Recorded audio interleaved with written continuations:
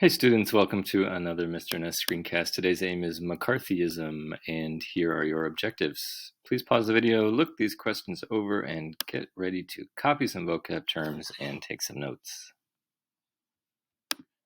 And your first term is Red Scare, a widespread fear of communism in the US. There were two major Red Scares in US history. The first Red Scare was in the late teens and 1920s after the Russian Revolution. The communist victory in Russia scared anti-communists in the US. Nativism was rampant, and Americans who opposed immigration argued that immigrants were actually communists that were trying to infiltrate America. It was during this first Red Scare that Sacco and Vanzetti were tried and executed.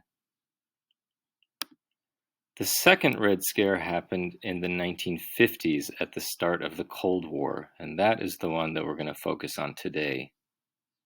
In the second Red Scare, fears of communism were even more widespread. Russia was now a superpower with military strength to match the US, and the two countries were in an ideological battle for the rest of the world.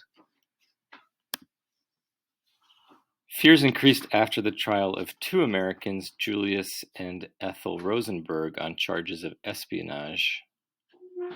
Ethel Rosenberg's brother worked on the Manhattan Project to develop the atomic bomb, and the three of them passed on information about the atomic bomb to the Soviet Union. Ethel's brother testified against her and her husband and received 9 years in prison, while Ethel and Julius Rosenberg were executed. The Rosenberg trial created panic that communist spies were everywhere. People spread messages that communists operated in their midst, pretending to be everyday Americans, but secretly brainwashing children and relaying information back to the Soviet Union. In the late 1940s and 1950s, a Republican senator named Joseph McCarthy exploited these fears of communism to gain power and fame. McCarthy made it his mission to find, expose, and destroy communists in America. He accused many high-ranking government officials of treason, the crime of disloyalty to one's country. But McCarthy's accusations were based on little evidence. Nevertheless, men and women were put on trial and forced to answer the same question. Are you now, or have you ever, been a member of the Communist Party? They were then accused of crimes like espionage, spying. These trials were broadcast on television for all of America to see. And whether or not these people actually had any communist sympathies, just being accused of it was enough to ruin many of their careers.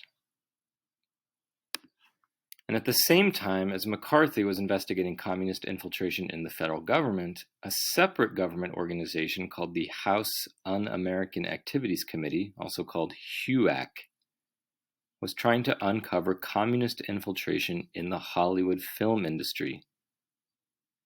HUAC accused writers, actors, and directors of being communists and sneaking communist ideas into movies and songs. Like McCarthy, HUAC forced the alleged communists to publicly answer the same question. Are you now, or have you ever been, a member of the Communist Party?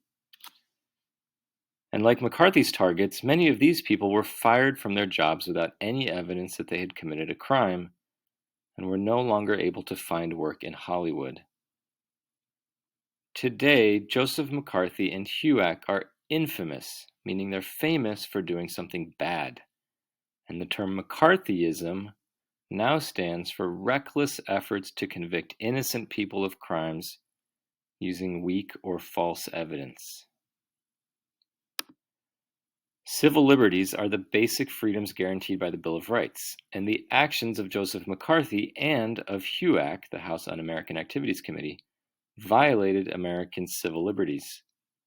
First of all, belonging to the Communist Party was not a crime, because the First Amendment protects people's right to believe in certain ideas.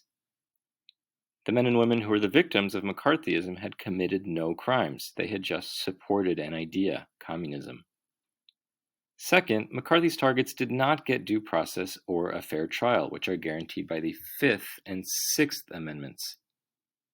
They were convicted on flimsy evidence during a time of hysteria when Americans were overly afraid of communism in their midst. Like Sacco and Vanzetti in the 1920s, McCarthy's targets in the 1950s were also victims of Red Scare paranoia. And now it's time to review the objectives. If you don't know the answer to any of them, just rewind the video and look again. And I will see you in class. Bye, students.